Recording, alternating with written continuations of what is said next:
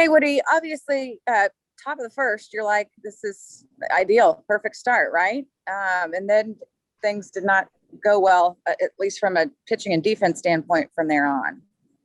Yeah, no, it was, early on, it was to a T exactly what we had kind of described, and put pressure on them right from the beginning, really solid quality of bats, battling with two strikes, doing all the things we talked about. And obviously it led to, 5 early runs and honestly like 8 early runs in the first 3 innings. On the pitching side, it was a little weird. 3 pitches in, there was 2 kind of weak ground ball base hits, and then 3 walks in a row. And those are the things that we have been preaching heavily not to do. And it led to them getting back in the game. And at that point, it was a free for all. Once it was 5-5, it was like you can kind of sense that and feel that. Okay, this is going to be a long game. It's going to be a back and forth kind of thing, and that's what it ended up being. But I think from the beginning, if we just set the tone right there and just maybe given up 1 or 2 right there, and with a 2 or 3 run lead still, I think the game changes at that point. We got to do a better job in that first inning. The 2 plays at the plate, it looked like one could have been, one was pretty clear, but the other one, watching the replay, it looked like it could have been called safe. What were those? It was close. Obviously, Bees isn't over there. Is that, does that have anything to do with the decisions to send guys? No, I think I'm pretty sure Bees would have sent them both, honestly. Especially on the sac fly, that's something that we want to push that.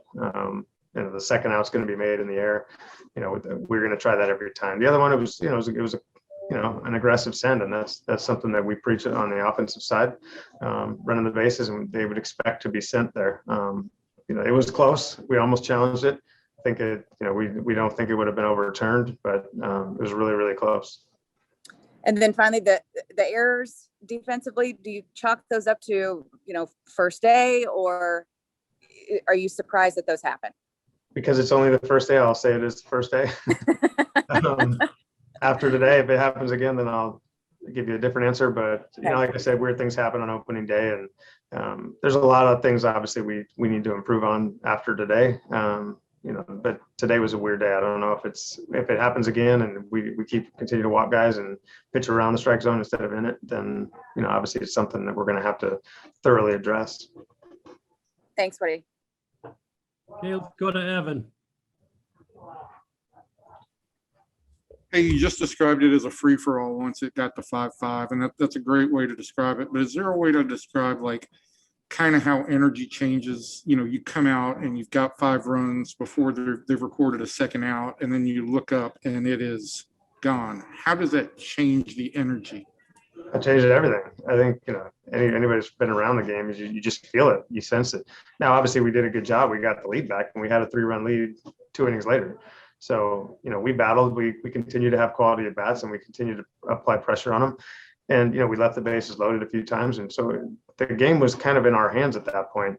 But I just don't think we did enough, obviously, to keep them at bay. And credit to them, they did the same thing. They continue to have quality at bats and battled, and they got a lot of 2-strike hits, a lot of tough quality outs. 3-2 count. They fouled off a bunch of pitches.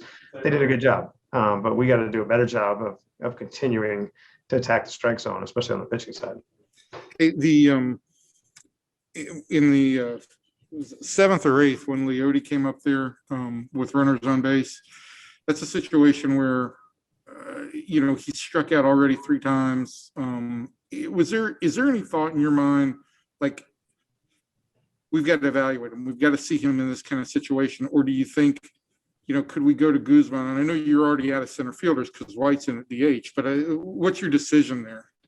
No, I think early on, I didn't really have any sense to pinch hit for him right there.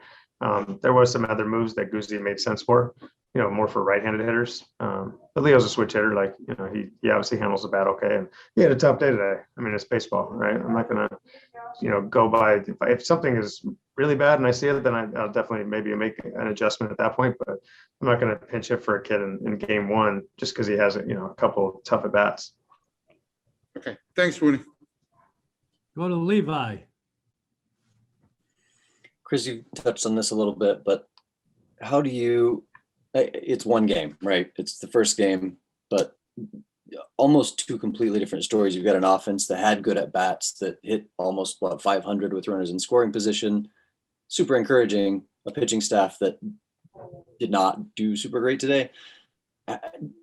How do you process that as a manager going into the next, 161 games, right? I think I've been around enough to know that it's going to happen. Listen, we've talked. Maybe it's just opening day. We got to see how we bounce back. I'm not going to say the ship is sinking after one game. From the pitching side, I like what we've done up to this point to get to opening day.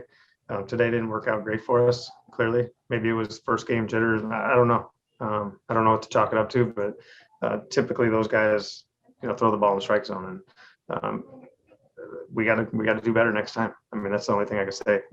Obviously continue on the offensive side to have the quality of bats, but on the pitching side, it just reinforces our message. Like, you have to attack the strike zone, and we got to make quality pitches. We can't get away with walking guys and getting behind in counts, and then bad things happen. They turn pitches around and they end up getting a lot of base runners, and you're one pitch away from giving up 4 or 5 like we did today in that inning. So all it does is strengthen our message. We just got to keep pounding it, and hopefully execute better next time. And you kind of answered this, but I'll ask a little bit more. Did you see anything in common between the guys that were having a hard time hitting the strike zone? Was there any sort of factor other than just the Royals hitters being selected? No, I don't know. I think every guy has their own, individual issues that they dealt with. I'm not sure. I didn't get a chance to talk to Gibby after he came out, but I will. And I know that Dougie and those guys have and will. So, we got to figure it out. That's all. He's got to be better next time, and I'm guessing he will. Right on. Thank you. Jeff.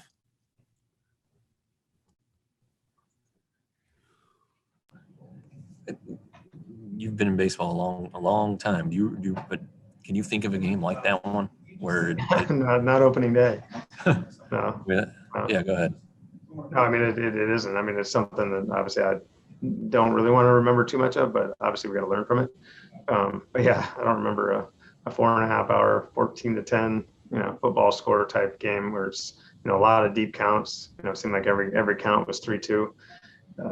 It was good on the offensive side. I'll do it all day. I'll play a 6-hour game if it means our offense scores, a bunch of runs and has a bunch of base runners. But on the pitching side, it was, we just did not throw enough strikes, consistently to put pressure on them.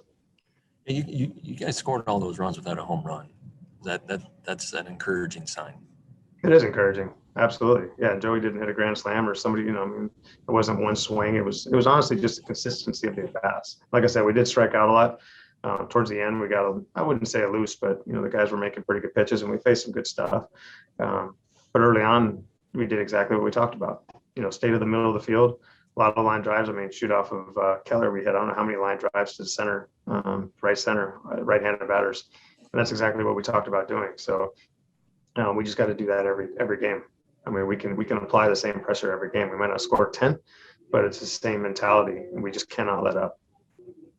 Thanks, Chris. Go to Alex. And Woody, with Nate Lowe's performance today, does that epitomize what you guys have seen and liked in Nate Lowe in this organization? Yeah, no, today was cool because he got some early swings. I think in spring training, we saw a lot of selectiveness and, a lot of deep counts, really good, good eye at the plate. Didn't chase much, but today he actually was aggressive, especially early, and he had a ton of base runners on base. Got a little bit unlucky, I think, in a few of the bats. I think the wind kind of played a factor in the non-sack fly that Taylor threw him out of home, and then late in the game, felt like that ball might have been fair if the wind wasn't kind of pushing it foul. But he swung the bat good. He had good at bats and hit the ball hard. Is there any concern? Because it seemed like there were a lot of low throws at first base that he had to pick. Is that of any concern, or is that kind of how it's designed? No, we definitely want to make the ball all the way there. That's something that infielders work on a lot, and I know Kiner and those guys work on it a ton.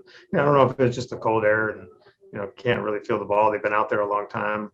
I'm not sure what to make of that. But like I said, if it happens more consistently, then it's obviously something we got to think about. But as of right now, we'll see how we come back on Saturday. Appreciate it, Woody. Thank you.